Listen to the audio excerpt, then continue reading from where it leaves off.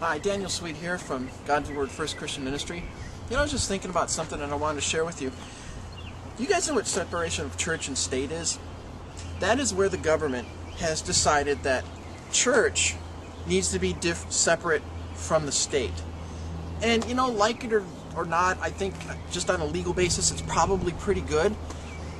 But here's the really weird thing. Did you know that a nonprofit organization, such as a church that has a nonprofit status, is actually owned by the state?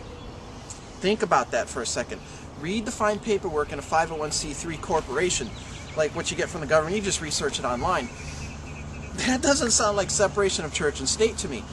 When you start a 501c3 corporation, you want to start a church, and you want to be tax exempt, the government owns your church, man. That is not separation of church and state when the state owns the church. So that's something you guys got to really think about. When you want to do a good work for the Lord and you want to bring people together and you want to own this for yourself and say, look, God, this is what I do, this is what I own.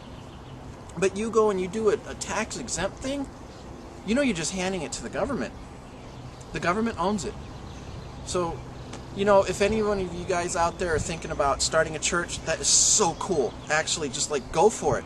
But don't do the 501c3 until you read all the fine paperwork and you talk to an attorney who knows this really, really well. Because if you go into this and you just hand it over, man, there's so many implications there. What's God going to say in the end? And you say, look what I did, God. And you say, but you gave it to a corrupt government. And they owned it. I don't know. Just kind of thinking. So, look into it. God bless.